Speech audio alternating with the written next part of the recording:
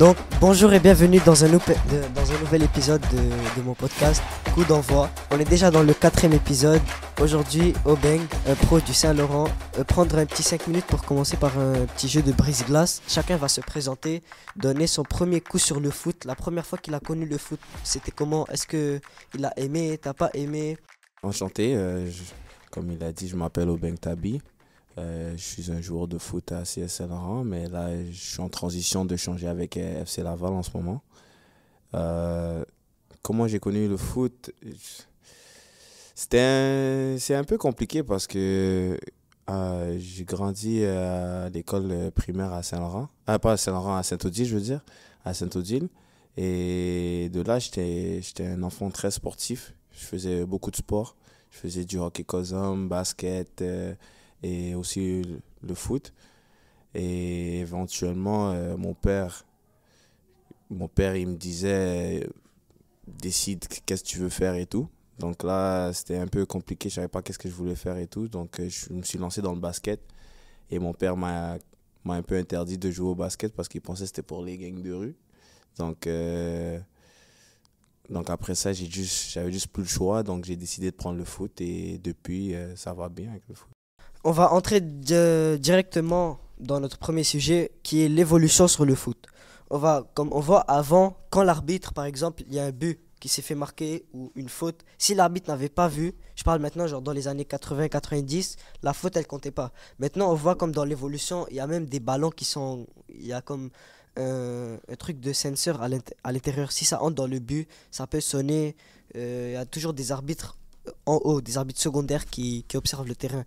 Donc on va commencer par vous demander la première question. Comment le foot il a changé au cours des dernières décennies? Comme par exemple, vous pouvez me parler du côté technologique, du côté technique. Le foot, il a vraiment changé. Il a vraiment changé. Aspect tactique, aspect de la technologie. Genre maintenant, il y a la VAR. La VAR qui enlève beaucoup d'émotions au foot, je trouve. Parce que maintenant, tu marques un but. Tu es content, tu marques un but. Il y a des fortes chances que ton but soit annulé parce que tu étais hors jeu de juste un bras. Donc, à cause de ça, je pense les émotions du foot ont beaucoup changé. Aussi, aspect tactique, il y a beaucoup de choses qui ont changé. Donc, c'est plus le même talent brut qu'il y avait dans le passé. Je trouve que maintenant, oui, il y a du talent brut, mais c'est juste qu'il y a beaucoup de jeunes. Tactiquement, tu comprends, tu serais capable de jouer. Donc, ils sont capables de produire beaucoup plus de pros grâce à ça. Et moi, pour moi, je trouve que ça a vraiment changé comparé aux années d'avant. Parce qu'aux années d'avant, tu avais des Messi, Neymar, que c'est vraiment des talents bruts que comme tu peux pas les apprendre à comment jouer au foot. Tandis que maintenant, tu peux apprendre un gars comment dribbler, tu peux apprendre d'autres gens comment dribbler ou comment faire une passe, comment jouer un long ballon ou quoi que ce soit. Donc à cause de ça, moi, je trouve que ça a changé. Et l'aspect technologie, c'est plus ou moins dans la VAR. La VAR, le fait qu'il y a la VAR et tout, mais c'est pas dans tous les pays qu'il y a la VAR. Ça aide aussi, mais aussi c'est un avantage et un désavantage. Donc. Vous pensez est-ce un aspect positif ou négatif d'avoir le foot comme avancé? C'est un aspect très positif, je trouve. Le foot va toujours avancer, ça va toujours évoluer selon les années. Il y aura toujours des coachs qui vont ramener d'autres systèmes ou toujours des gens qui vont ramener d'autres technologies dans le foot. Et c'est sûr, c'est juste pour aider les arbitres, en gros, pour mieux arbitrer un match, parce que les arbitres, ils ne voient pas tout. Donc, le fait qu'ils ont amené la VAR, c'était OK, ouais, j'amène la VAR pour aider l'arbitre à prendre une meilleure décision. S'il y a quelque chose qu'il n'a pas vu, il serait capable de prendre la décision avec la VAR. Ou par exemple, le on-goal, pas le on-goal, quand la balle dépasse la ligne, là, puis ouais, exact. ils font des vérifications pour voir est-ce que la balle a vraiment dépassé la ligne. Tout ça, c'est des petits trucs pour aider les arbitres. C'est juste pour faciliter leur job.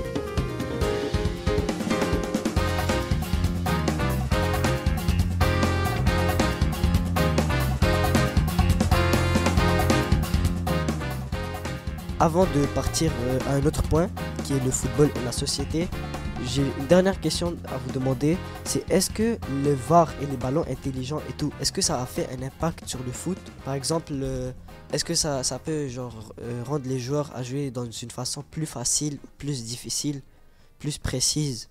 Parce qu'ils savent qu'il y a un VAR qui est précis. La vérité, la VAR, elle n'est pas trop précise. Ils font quand même des erreurs. Mais ça aide beaucoup, par exemple, les défenseurs. C'est-à-dire que, ok, on va dire que la ligne défensive, elle monte et ils sont en ligne ensemble. Et il y a le joueur qui est hors jeu. Même s'ils marquent le but, dans leur tête, ils se disent, ah, peut-être le joueur, il est hors jeu, je ne m'inquiète pas trop, tu vois. Donc, ils sont toujours prêts à ce que la VAR leur sauve la vie. Mais des fois, ça ne leur sauve pas, mais juste... C'est vrai, c'est comme genre des détails additionnels. Exactement, c'est juste des détails.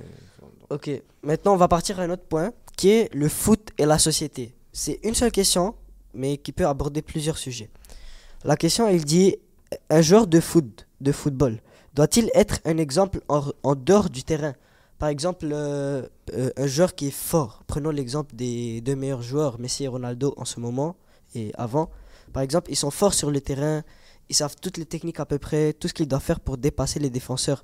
Mais est-ce qu'en dehors du terrain, par exemple dans leur vie quotidienne, dans leur vie de tous les jours, est-ce qu'ils doivent être un bon exemple? Déjà, ça peut être pour comme donner un petit push pour les autres jeunes qui veulent devenir comme eux. Est-ce que aussi en dehors du terrain, ils doivent être forts ou juste quand ils sont en train de jouer tactiquement dans le terrain? Un joueur de foot, c'est l'image, c'est une image. Tout le monde suit ça, tout le monde voit ça. Donc, il doit être un exemple à l'extérieur du terrain comme à l'intérieur du terrain. Surtout à l'extérieur, parce qu'à l'extérieur, les gens, les médias, tous les gens, les jeunes, tout le monde te voit. Donc, si on va dire tu es au club à tous les jours et un jeune te voit toujours sous ou t'es pas bien ou quoi que ce soit, c'est mal vu pour le club, c'est mal Ouais, vu c'est vrai. pour le joueur, c'est mal vu pour les gens qui te représentent. Donc, à l'extérieur du terrain, moi je trouve que c'est vraiment important de vraiment respecter, respecter Cool. ton profil ou ce que tu dégages, tu vois. Ouais. Toi, Frank, pour répéter la question, elle dit, est-ce que les joueurs, ils doivent être aussi importants en extérieur du terrain? Et quand je dis en extérieur du terrain, ça veut dire dans leur vie quotidienne. Donc, est-ce qu'il faut qu'ils soient... Genre, tu vois, quand les joueurs qui sont professionnels, ils jouent sur le terrain, ils sont forts. Mais ces joueurs-là, est-ce qu'ils doivent aussi être forts et importants dans la société? Tu penses qu'il faut juste qu'ils soient forts dans le terrain, pas besoin qu'ils aient un bon caractère? L'argent et les salaires des joueurs de foot. Par exemple, on voit Lamine Yamal, un jeune de 17 ans, qui est encore même à l'école, et il joue déjà dans une équipe professionnelle. Il gagne 3,1 millions de dollars par année. Est-ce que ces jeunes joueurs sont-ils trop vite exposés à l'argent et à la célébrité? Genre par exemple, avant, on a commencé, je pense, un des meilleurs jeunes qui a commencé à jouer, c'était Mbappé. À 18 ans, il a commencé à gagner un bon salaire. Avant, c'était genre vers 20 ans que tu peux être... Imagine maintenant, même Lamine Yamal, il a commencé à 16 ans, 15 ans à jouer au Barça. Donc est-ce que tu penses que ces jeunes joueurs sont rapidement exposés à l'argent et à la célébrité? Moi je trouve que non. Même vous, on peut voir que vous êtes déjà un des meilleurs. Bah, moi je trouve que moi je trouve que non, parce que si tu remarques, beaucoup de recruteurs ou beaucoup d'équipes misent sur les jeunes joueurs. Tu vois, donc ils se disent, si j'ai un jeune joueur maintenant, je peux le revendre pour beaucoup plus cher plus tard. Exact. Pourquoi? Parce qu'il a commencé plus tôt, ça fait qu'il y a en sorte qu'il y a d'expérience. Ça augmente ses années d'expérience. Exactement. Donc, le fait qu'il a de l'argent, c'est pas un plus, mais c'est aux parents de gérer ça, tu comprends? Ouais. Et surtout à l'âge de 16 ans, 17 ans, toi, tu touches pas à cet argent-là. C'est tes parents qui gèrent ça. C'est vrai. À l'âge de 18 ans, là, après, ok, je peux avoir certains trucs à mon nom, je peux avoir une voiture à mon nom, mais sinon, à l'âge de 16, 17 ans, là, t'as rien. C'est vrai. Tout l'argent va à tes parents. C'est eux qui signent tous tes papiers ou tous tes documents. Comme exemple, Lamine Yamal, quand il est parti à l'Euro, il devait signer un papier C'est vrai, c'est vrai. pour que je puisse y aller C'est à encore la l'Euro. décision parentale. Exactement. Donc, ça dérange pas trop. J'ai vu déjà que vous avez gagné pas mal quand même de trophées avec l'équipe du Saint-Laurent. Vous avez joué plusieurs matchs dont vous avez bien perfectionné. J'aimerais bien que genre, vous parlez dès le début, par exemple, comment ça a commencé, qui vous a par exemple donné l'idée de faire ça ou est-ce que c'était vous? Parlez un peu de ça. Et jusqu'à maintenant. À propos du foot ou... Mais votre expérience, pas expérience, mais votre vie dans le foot. Genre du premier jour où tu as commencé à jouer professionnellement jusqu'à maintenant. Ah, ok. Donc, j'ai commencé dans ce club local à FSS Salaberry. Ouais. Donc, FSS. j'ai commencé là-bas à l'âge de 14 ans. J'étais en U14 AA. Et donc, c'est de là que ma carrière a plus ou moins commencé. J'ai commencé là, j'ai joué U14 jusqu'à U18. Cool. Et en U18, j'ai changé de club. Je suis allé à Saint-Laurent. Et j'ai fait mes U21 là-bas, U21 3A. Et ensuite de ça, je suis allé à Étoile de l'Est. J'ai fait senior à Étoile de l'Est, senior 3A. Et ensuite, je suis allé aux États-Unis. J'ai fait l'université aux États-Unis à LSU. Et après ça, je suis allé directement à Halifax. Il y a un club en CPL. C'est la Ligue canadienne, là. Ouais, ouais. Et ensuite de ça, je suis revenu et j'ai joué à Saint-Laurent. Et là, maintenant, actuellement, je suis à FC Laval. Donc, Cool. Et la première journée, disons, quand vous avez commencé, est-ce que c'était quelqu'un qui vous avait donné l'idée, par exemple, d'entrer dans le foot ou c'était vous qui avez demandé à vos parents? euh, honnêtement, c'était moi qui ai eu l'idée de rentrer dans le foot. Mais c'était compliqué parce que mes parents, ils sont pas trop riches.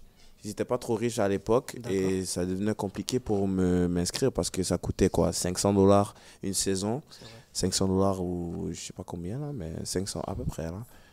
Ça coûtait à peu près $500, donc ça devenait compliqué. Et donc je devais trouver une solution.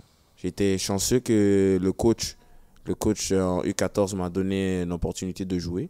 Cool. Et je devais travailler à côté pour Ouais, payer c'est vrai. la saison C'est et vrai. tout.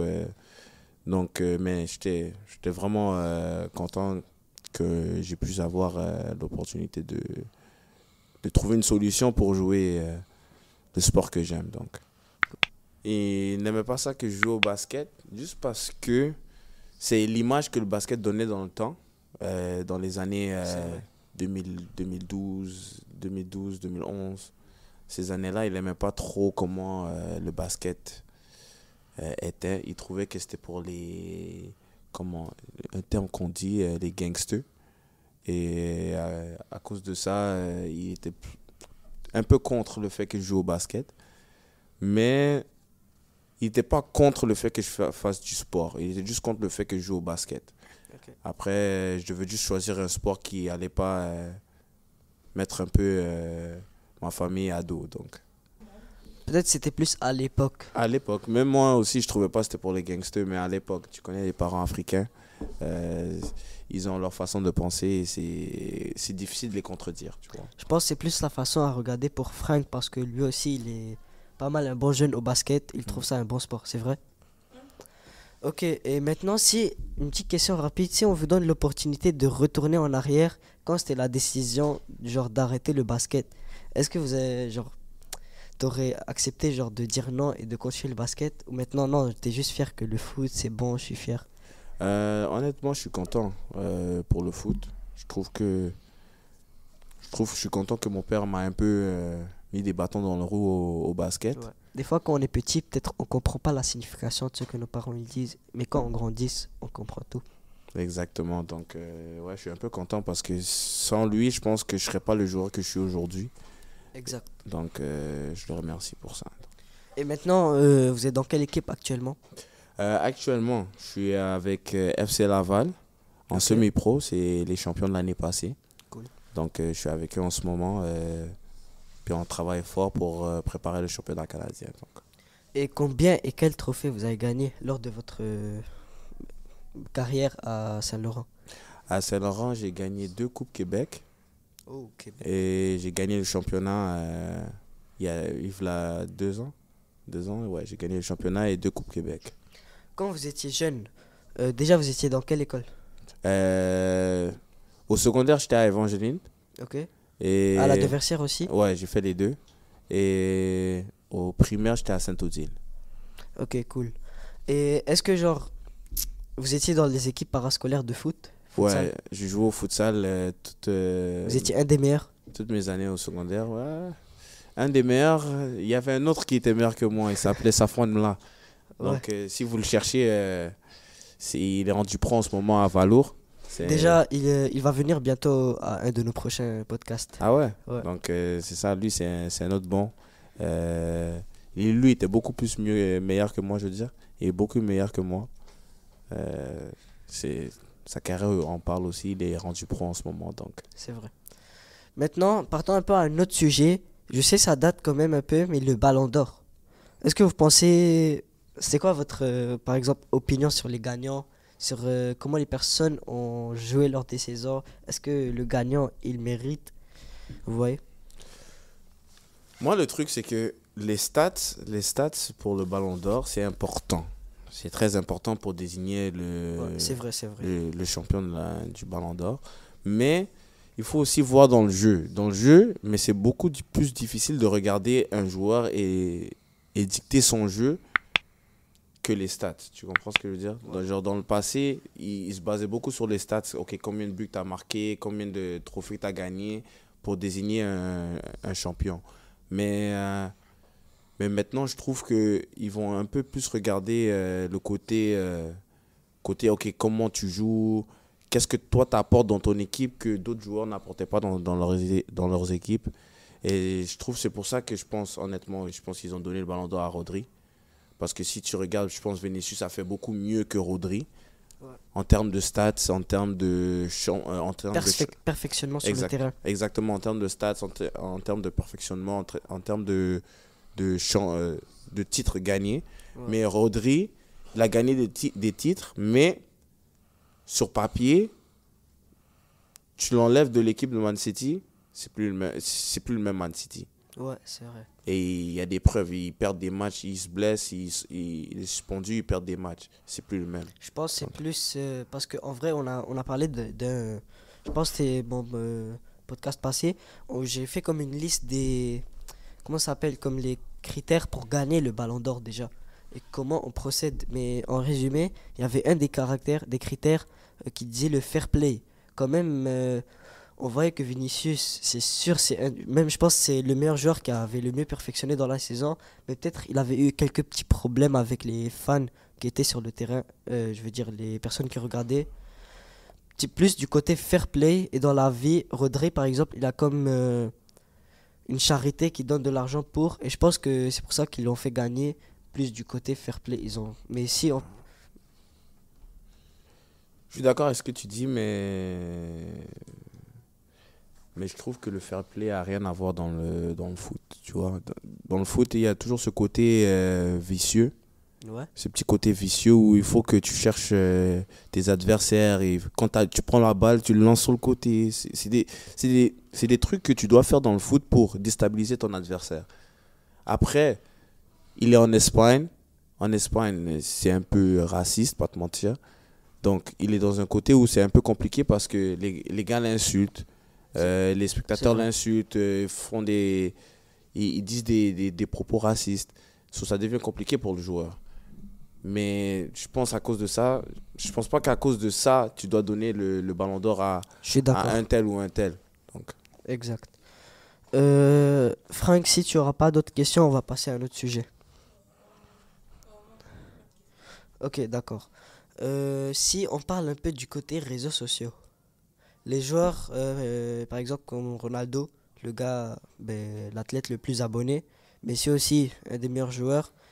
Par exemple, quand ils mettent une de leurs pratiques sur les réseaux sociaux et que tous les jeunes, ils voient par exemple, leur story ou leur post, ils veulent tous, par exemple, commencer à dire « Oh, lui, il est chanceux. » Ben, pas il est chanceux, mais il a quand même perfectionné. Mais moi, je vais devenir comme lui, par exemple.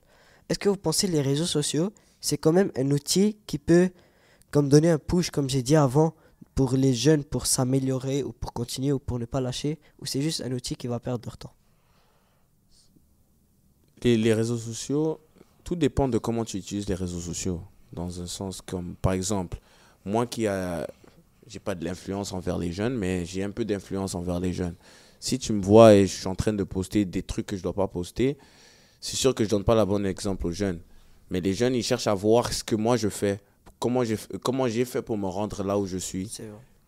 Et en montrant des petites vidéos de moi en train de jouer au foot, ou en train de faire une passe, en train de travailler sur ce que je dois travailler, par exemple au foot et tout. Donc, ça fait en sorte que les jeunes, ça leur motive. Et j'ai pas besoin de devoir m'asseoir partout et toujours leur parler. Ils le voient par mes gestes, tu comprends? Ouais, Parce que beaucoup de gens disent, c'est pas par ce que tu dis, c'est par les ce gestes. que tu fais. Exactement, par ce que tu fais. Donc, un message pour les jeunes d'aujourd'hui, pour par exemple les... J'ai pas le mot dans la tête, mais genre pour leur... C'est ça, merci Pierre. Un message pour les jeunes d'aujourd'hui en 2025 pour les motiver, pour qu'ils continuent le foot, pour qu'ils se concentrent sur tel sujet. C'est quoi votre message d'aujourd'hui? Moi, je veux dire ça, je veux dire un mot en anglais, c'est le timing. Le timing. Chaque Cool. personne a son Cool. timing. Chaque personne a son timing dans le sens que chaque personne a son temps.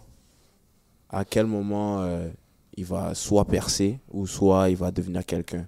C'est juste une question de patience et continuer à travailler et jamais lâcher l'affaire. Si tu veux devenir footballeur, basketteur, joueur de hockey ou même ouvrir ton propre podcast, ça se peut que éventuellement tu vas ramener un Ismaël Koné ou un Moïse Bombito, on ne le sait jamais, tu vois. Donc, tout est question de patience et tu auras ton moment de... Exact. Tout vient par la pratique. Et par exemple, ça va pas être par exemple comme moi, j'ai commencé mon premier podcast quand même par une bonne personne qui est quand même populaire, qui a perfectionné professionnellement lors de sa carrière. Mais par exemple, on peut pas commencer directement par Messi, Ronaldo dans le podcast. Tout vient, c'est comme quand tu montes des escaliers. Exactement. Est-ce que vous aurez des questions ou quelque chose? Moi, j'ai déjà une question. Je veux savoir, c'est quand tu as commencé Bon, moi j'ai commencé, je pense que c'était vers le mois de novembre, avant décembre. Là, on est rendu au quatrième podcast. J'ai arrêté un peu pendant 2 semaines. J'ai pas fait des podcasts parce que les études aussi, c'est les études en premier. Très important. Mais je fais un podcast aux 2 semaines. Mhm. Et là, on planifie encore pour avoir de nouveaux invités. On planifie pour avoir Monsieur Safwan. Et il y a aussi le gardien du CF Montréal qu'on est en route en train de lui parler. Parce que lui aussi, c'est pas facile de l'avoir. Mais C'est qui le gardien du CF Montréal. Breza ou Jonathan Sirois? Je suis pas encore sûr. On est Ok. encore en train de planifier sur ça. Ok. Et voilà. Donc, Franck, tu auras des questions parce que c'est vraiment le moment à profiter. Tout ce que tu as dans la tête. Avant Frank, moi, je veux juste savoir quelque chose. Qu'est-ce qui t'a inspiré à commencer à faire des podcasts? Ok, en vrai, Émile, Mhm. Émile le directeur social, genre il y a comme le directeur qui reste dans le bureau, et là il y a le directeur aussi qui reste avec les jeunes, puis tout. Ok, Émile, lui qui a sa photo là-bas. Ok. Lui, Pierre lui a parlé, il lui a dit que là on n'a pas vraiment un podcast en série. En vrai, je pense que je suis le premier jeune, la première personne à ouvrir un podcast en série continuelle dans la maison des jeunes. Donc là, qu'est-ce qui m'a inspiré de faire un podcast sur le foot? Déjà, c'était pendant l'été que Emile m'a dit ça. Là, il m'a dit, est-ce que tu veux ouvrir un podcast? Il m'a pas dit sur quoi, mais lui, il sait que moi j'aime le foot. Donc là, il m'a dit, tu peux parler sur le foot. Il sait que j'aime jouer aussi de la musique. Puis tout. Il m'a dit, tu peux parler de la musique, genre pour me mettre dans le truc. Ok? Donc là, ce qu'il m'a dit, tu peux ouvrir un podcast, dépendant de ton sujet. On va pouvoir t'inviter des personnes importantes, des personnes professionnelles qui ont pas mal quand même trop d'expérience. Et là, moi j'ai dit d'accord. J'ai dit, je vais penser. Prochaine fois, je reviens à la maison des jeunes, je vais te donner la réponse. Là, je suis parti. Déjà, j'ai commencé à savoir ça va être de quoi mon podcast si j'ai fait un podcast. Genre, j'étais pas vraiment in de faire. Là, j'ai fait des recherches sur ce que moi je fais. En vrai, dans la vie, je fais trop de trucs. Mais un de mes meilleurs sports que je fais le foot et le ping-pong. Bon, vu que le foot, je pourrais quand même avoir beaucoup d'invités qui sont spéciaux, discuter sur pas mal beaucoup de sujets. Donc là, j'ai dit d'accord, Emile, je vais faire un sujet sur le foot. Là, quand il m'a dit d'accord, ben, ils ont direct accepté parce qu'ils voulaient quand même quelqu'un pour faire un podcast. Là, je suis venu, moi et lui, ici s'asseoir. Mhm. On a commencé à faire des recherches déjà pour savoir c'est quoi le nom du podcast. Bon, on a fini par décider coup d'envoi parce que c'est quelque chose comme qui peut débuter un truc quand c'est comme quand tu commences le match, le kick-off, le coup d'envoi. Ouais. Et là, comme tu vois, on a commencé par un premier invité. Bon, pour un premier épisode que j'avais fait, j'avais bien perfectionné. Là, Pierre et Emile, ils m'ont encouragé, ils m'ont dit t'as très bien fait et puis tout. J'ai réécouté mon enregistrement.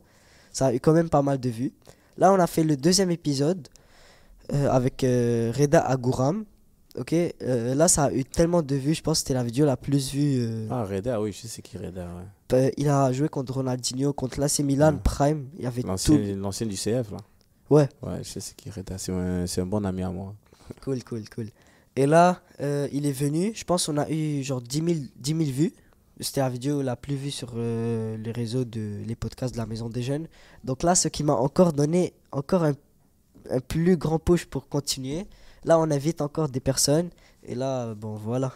Et voilà, on est rendu au 4e épisode déjà et tout se passe bien. C'est bon, alors. Et c'est ça. Bon, c'est ce qui tire fin à notre podcast. J'espère que vous avez aimé, Frank et Obeng. Et voilà.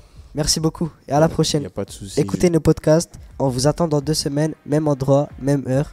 À la prochaine. Il n'y a pas de souci. Je vais essayer d'amener Moïse Bambito, Ismaël Koné, Safwan Mla, qui d'autre, Wesley Wanje, shout-out les gars du 6-4. Donc, Merci. et ouais, je vais ramener tout le monde ici pour faire un podcast avec toi. Merci beaucoup. Ça fait plaisir.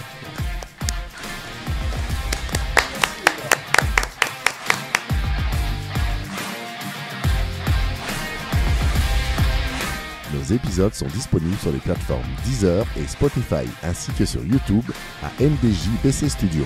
Ces balados sont présentés par la Maison des Jeunes de Bordeaux-Cartéville.